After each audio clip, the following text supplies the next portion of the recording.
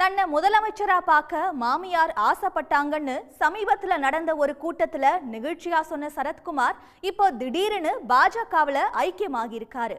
நேற்று வரை பாஜகவுடன் கூட்டணி என்று கூறி வந்தவர் திடீரென தன்னோட கட்சியையே பாஜகவுல இணைச்சது அரசியல் வட்டாரத்துல அதிர்ச்சி கலந்த ஆச்சரியமா தான் பார்க்கப்படுது. இந்த நிலையில 28 வருஷத்துக்கு மேல அரசியல் இருக்கிற சரத்குமார் கடந்து வந்த பாதை, அவர் இதுவரைக்கும் எந்தெந்த கட்சிகள்ல இருந்திருக்காரு, எந்தெந்த கூட்டணிக்கெல்லாம் மாறி இருக்காரு, எத்தனை தேர்தல்ல போட்டியிட்டு இருக்காருன்னு இப்ப பார்க்கலாம். நம்ம நாட்டாம பாதம் பட்டா எங்க வெள்ளாம விளையுமடி. 90களில் வெளியான சேரன் பாண்டியன், நாட்டாமை அப்படின்னு பல வெற்றி படங்கள்ல நடிச்சு பிரபலமாயிருந்த நேரத்திலேயே 1996ல் திமுகவில் சேர்ந்தாரு சரத்குமார். அப்போ நடந்த சட்டமன்ற தேர்தலில் திமுகவோட நட்சத்திர பேச்சாளராக இருந்த அவருக்கு 98 மக்களவை தேர்தலில் போட்டியிட வாய்ப்பு கொடுக்கப்பட்டுச்சு. அதுதான் சரத்குமார் போட்டியிட்ட முதல் தேர்தல். ஆனா அதுல தோல்வி அடைஞ்ச சரத்குமாருக்கு ராஜ்யசபா சீட் கொடுத்துச்சு திமுக. இந்த நிலையில 2006 சட்டமன்ற தேர்தலுக்கு முன்னாடி உட்ரா சண்முக வண்டியன்னு நாட்டாம பட வசனம் மாதிரி திமுகவில் இருந்து விலகி அதிமுகவுக்கு தாவுனாரு சரத்குமார். தன்னோட மனைவி ராதிகாவோடு அதிமுகவில் சேர்ந்த சரத்குமார் அந்த கட்சிக்காக சுத்தி பிரச்சாரம் செஞ்சாலும் 2006 ஆட்சியை இழந்தது அதிமுக. இந்த நிலையில ராதிகாவை கட்சியை விட்டு அதிமுக தலைமை நீக்கினதுனால கோபமடைஞ்ச சரத்குமார் அடுத்த ஒரு மாசத்துல அந்த கட்சியில இருந்து விலகினார். இனிமே எந்த கட்சிக்கு போலாம்னு யோசிச்சுட்டு இருந்த அவரு தனியா கட்சி தொடங்கலாம்னு முடிவு பண்ணி 2007ல் தொடங்கின கட்சி தான் அகில இந்திய சமத்துவ மக்கள் கட்சி.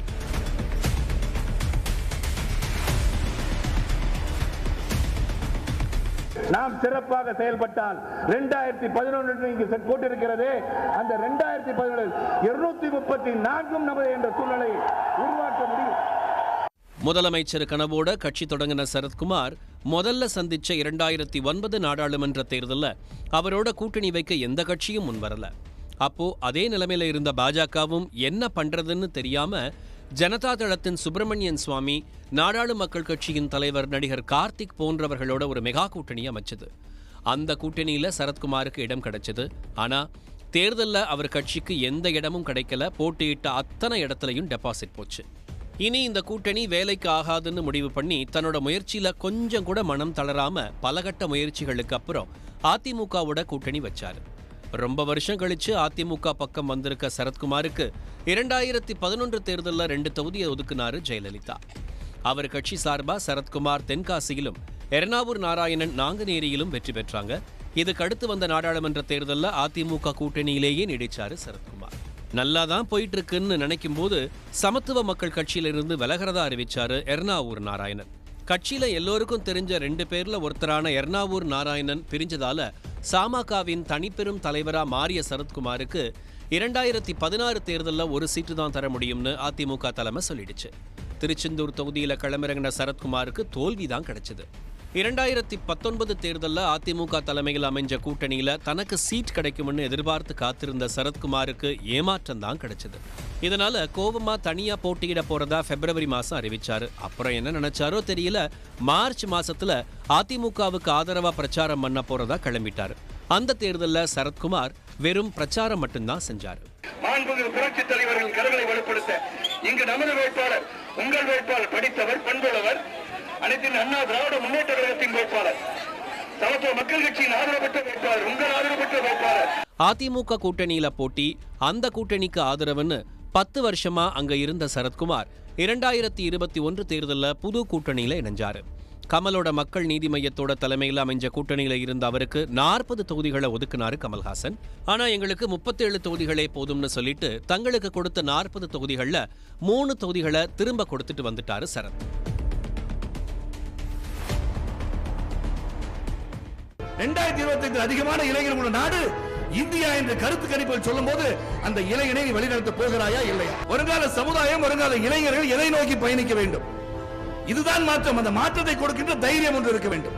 இந்த தேர்தலில் சரத் போட்டியிடாத நிலையில போட்டியிட்ட எல்லா தொகுதிகளையும் டெபாசிட்டை இழந்துச்சு சமத்துவ மக்கள் கட்சி. இந்த தோல்விகளால 3 வருஷமா ஓய்வில் இருந்த சரத்குமார் கடந்த டிசம்பர் மாசம் நெல்லையில கூட்டின கட்சி கூட்டத்துல தன்னை முதல்வரா பார்க்கணும்னு தன்னோட மாமியார் ஆசைப்பட்டதா நெகிழ்ச்சியா பேசினாரு. நான் எங்க மாமியாருக்கு கீழே விழுந்து அடிபட்டு போச்சு. அவங்கள பார்க்க போனேன். என்ன அடிபட்டுச்சேன்னு போய் பார்க்க போனேன். ஐயா, நான் உங்களை எப்போ முதலமைச்சராக பார்ப்பேன்னு கேட்குறாங்க. முதல் கேள்வி 85 வயது ஆகிவிட்டது அவர்களுக்கு. ஆனா 2 மாசத்துல நிலைப்பாட்டை மாற்றிக்கொண்ட சரத்குமார் தனக்கு முதல்வர் ஆகணும்னு ஆசை கிடையாதுன்னு பிப்ரவரியில சொல்லியிருக்காரு. ஆனா அமர வேண்டிய இடத்துல அமருவேன்னு தெரிவிச்சிருக்காரு. என்னோட உழைப்பு ஏதோ சாதாரணமாக இன்னைக்கு கட்சி துவங்கி நாளைக்கு முதலமைச்சரான எண்ணம் எனக்கு கிடையாது. நான் என்னை பொறுத்த வரைக்கும் நான் உழைச்சிக்கிட்டே இருக்கேன். அந்த உழைப்பு தெரிகின்ற காலம் கணிந்து வருகிறது. நீங்க பார்ப்பீங்க, ஒரு நாள் நான் எங்க போய் உட்காரணும் அங்கே உட்காருன்னு உங்களுக்கு தெரியும். அப்போ இப்படி போயிட்டு இருந்த நிலைமையில வர நாடாளுமன்ற தேர்தலில் பாஜக கூட்டணின்னு அறிவிச்சாரு சரத்குமார்.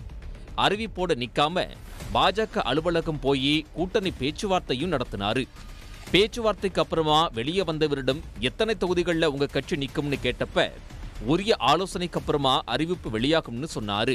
பாரதிய ஜனதா கட்சியுடன் கூட்டணியில் நாங்கள் பயணிக்கிறோம் என்று சொன்ன பிறகு முதன்முறையாக கமலாலயம் ஸ்டேட் பிரசிடென்ட் அண்ணாமலை அவர்களையும் அவர்களை சார்ந்த அனைத்து முன்னோடிகளையும் சந்திக்கின்ற வாய்ப்பு கிடைத்தது.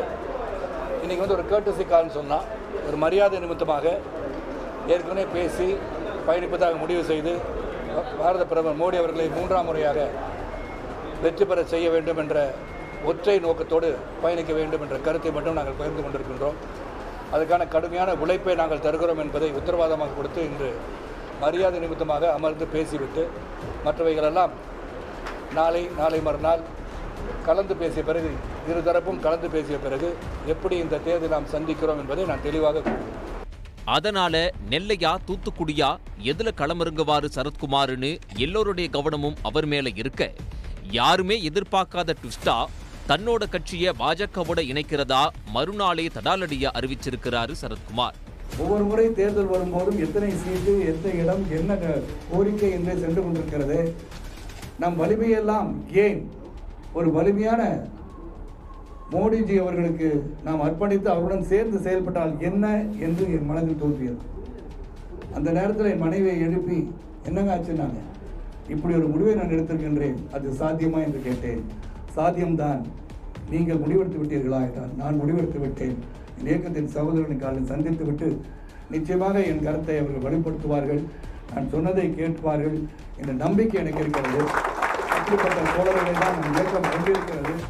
சரத்குமாரோட இந்த அறிவிப்பால 15 ஆண்டுகளாக பல ஏத்த இறக்கங்களை சந்திச்சுட்டு வந்த சமத்துவ மக்கள் கட்சிங்கிற ஒரு இயக்கம் இனி இல்லைங்கிறத அந்த கட்சியோட தொண்டர்கள் எப்படி ஏத்துப்பாங்கன்னு போக போகத்தான் தெரியும். சமத்துவ மக்கள் கட்சிய பாஜகவுல இணைக்கிற முடிவை தன்னுடைய தொண்டர்கள் ஏத்துக்கிடுவாங்கன்னு சரத்குமார் நம்பிக்கையா சொன்னாலும் கட்சிய பாஜகவுல இணைச்ச உடனே கொதிச்சு எழுந்துட்டாரு ஒரு நிர்வாகி. சரத்குமார் அண்ணாமலை முன்னிலையிலேயே கட்சி இணைப்புக்கு கண்டனம் தெரிவிச்சு ஆவேசமா முழங்க ஆரம்பிச்சிட்டாரு அந்த நிர்வாகி. அவரை அங்கிருந்து விரட்ட பாஜகவினர் முயற்சிக்க அப்பவும் உறுதியா நின்னு தன்னுடைய எதிர்ப்பை பதிவு பண்ணியிருக்காரு சமத்துவ மக்கள் கட்சியுடைய அந்த நிர்வாகி.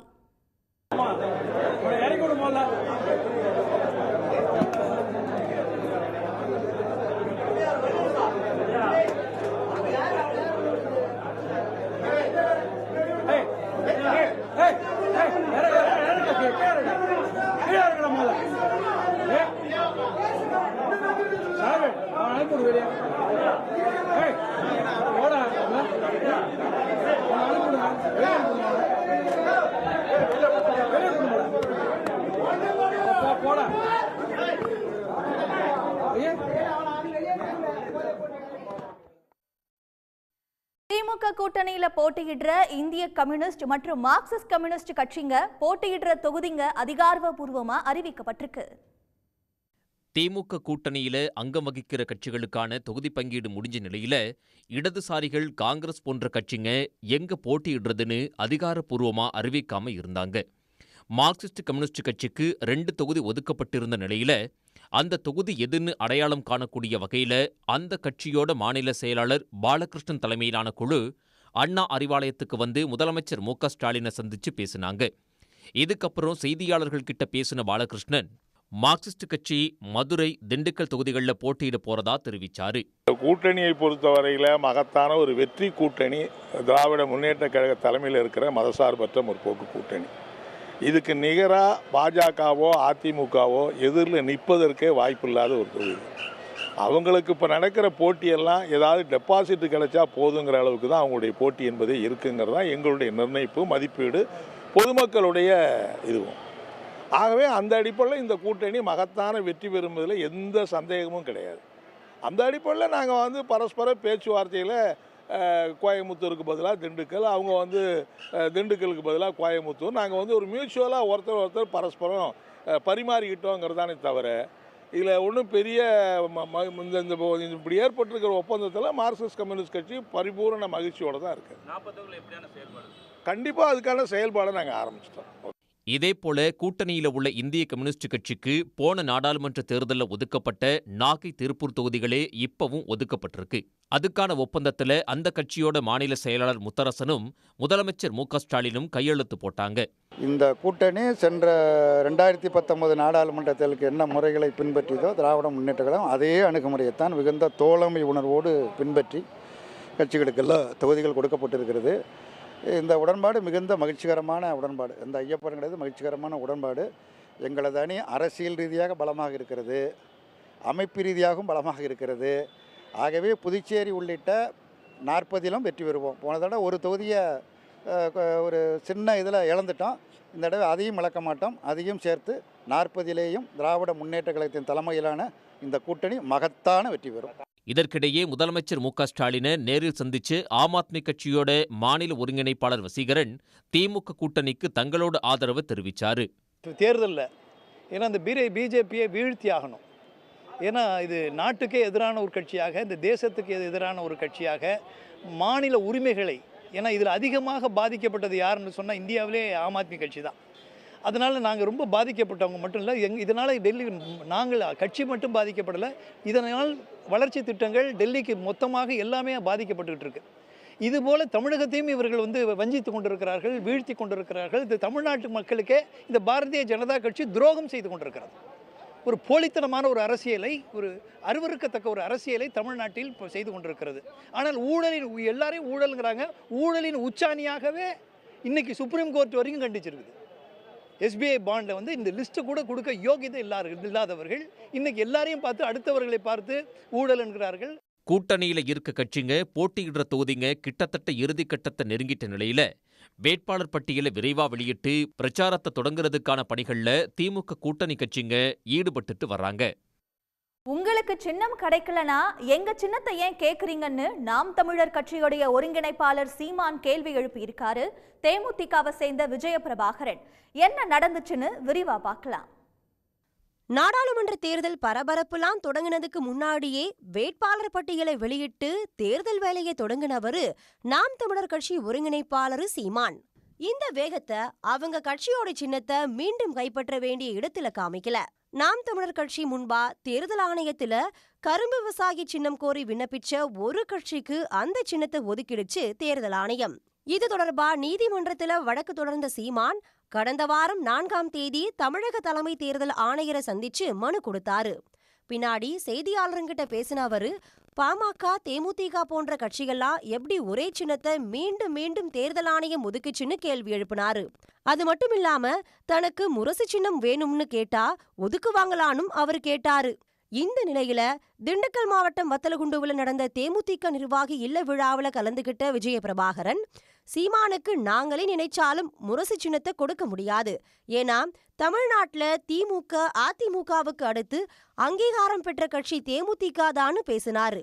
மைக் கிடைச்சிடுச்சுன்னு எதை வேணும்னாலும் பேசிடக்கூடாதுன்னு அவரு சீமானுக்கு கண்டனம் தெரிவிச்சாரு. சீமான அவருக்கு சின்னம் கிடைக்கலன்னு ஒரு இதுல சொல்லியிருக்காரு, இந்த மாதிரி தேமுதிக அங்கீகாரம் இல்ல முரசு சின்னத்தை கொடுக்கணும்னு. அண்ணனுக்கு எல்லாம் தெரிஞ்ச மாதிரி அண்ணனுக்கு ஒரே ஒரு பிரபாகரன் சொன்னா கேட்பாருன்னு தெரியாது. இந்த பிரபாகரன் சொல்றேன் கேட்டுக்கோங்க. தேமுதிக அதிமுக திமுக அடுத்து தேமுதிக மட்டும்தான் தமிழ்நாட்டில் அங்கீகாரம் உள்ள கட்சி. முரசு சின்னம் நீங்க கேட்டாலே நாங்க கொடுக்கணும்னு நினைச்சாலுமே தேர்தல் ஆணையம் கொடுக்காது. ஏன்னா தேமுதிக சொல்லணும். யாராச்சும் சின்ன குழப்பத்துல நம்ம கட்சிக்காரங்களே குழப்பத்துல அவங்க தெளிவுபடுத்துறதுதான் இதை சொல்றேன். ஏன்னா மைக்குக்கு யார் எது வேணாலும் பேசிட்டு போயிடுறாங்க. அது மக்கள் நீங்க நம்பிடுறீங்க. நீங்க ஒரு வாட்டி சிந்திச்சீங்கன்னா உங்க எல்லாருக்குமே தெளிவுக்கு வரும். கட்சி சின்ன விவகாரத்துல ஏற்கனவே பாஜகவும் நாம் தமிழர் கட்சியும் வார்த்தை போர்ல ஈடுபட்ட நிலையில இப்போ தேமுதிகவும் சீமானுக்கு பதிலடி கொடுத்திருக்காங்க. பாஜக கூட்டணிக்கு நிபந்தனையற்ற ஆதரவு தருவதா சொல்லியிருக்காரு அம்மா மக்கள் முன்னேற்ற கழகத்துடைய பொதுச் செயலாளர் டிடிவி தினகரன். கூட்டணிக்காக 6 மாசம் காலம் பாஜகவுடைய பேச்சுவார்த்தை நடத்தி இருக்கிறதாகவும் சொல்லியிருக்காரு தினகரன். அமமுக மட்டுமில்லாம பாஜக கூட எந்தெந்த கட்சியெல்லாம் கூட்டணியில இணைஞ்சிருக்காங்கன்னு இப்ப பார்க்கலாம். பாஜகவோட ஒண்ணு மண்ணா சுத்திட்டு வந்த அதிமுக திடீர்னு ஒரு நாள் கூட்டணி இல்லைன்னு அறிவிச்சிட்டாங்க. ஆனாலும் அதிமுக பத்தி எந்த விமர்சனமும் வைக்காம கூட்டணிக்காக காத்துக்கிட்டு இருந்தது பாஜக. அதிமுகவுக்காக கூட்டணி கதவுங்க திறந்துதான் இருக்குன்னு அமித்ஷா கூட சொன்னாரு.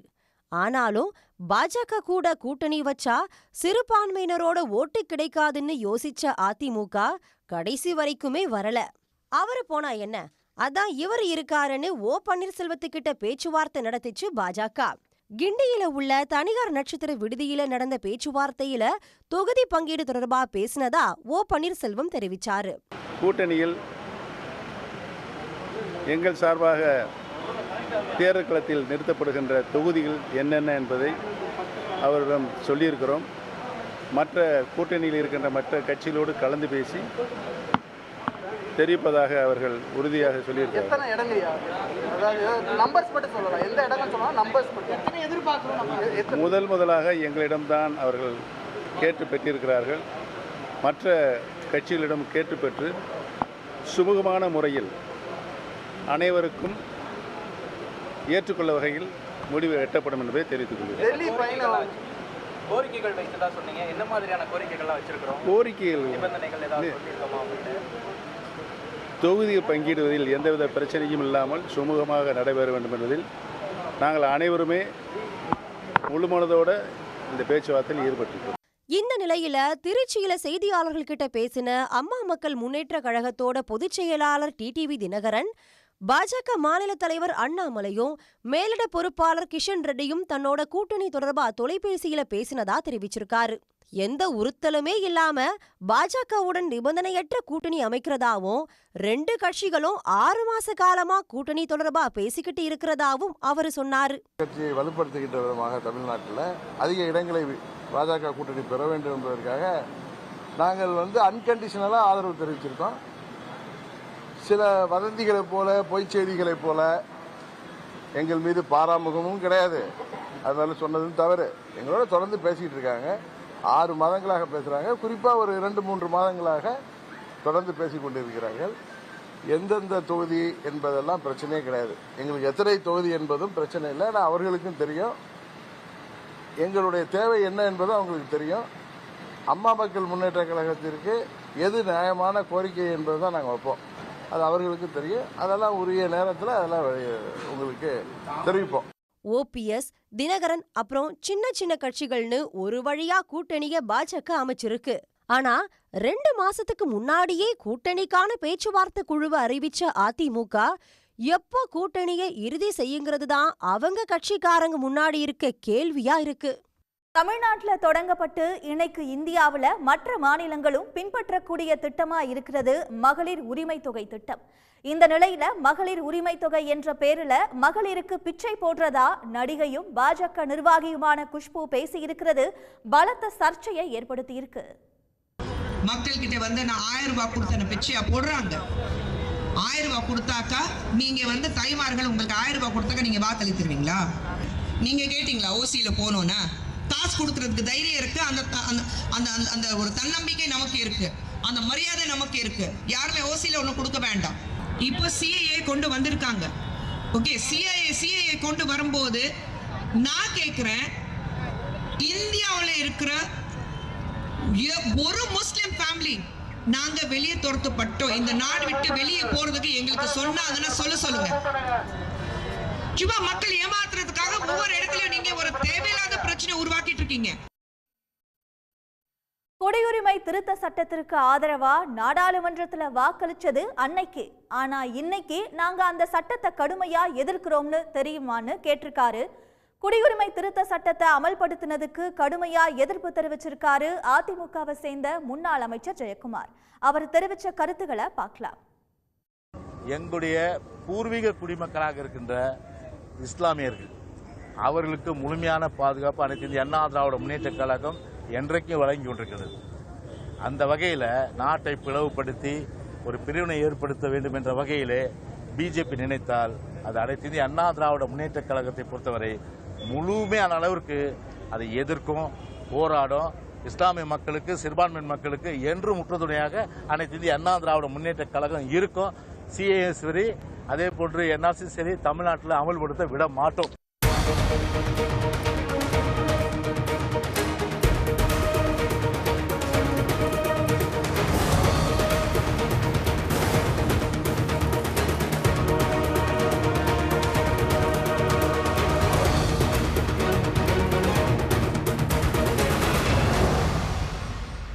உடனுக்குடன் செய்திகளை தெரிந்து கொள்ள சன் நியூஸ் பெல் ஐகானை கிளிக் பண்ணுங்க.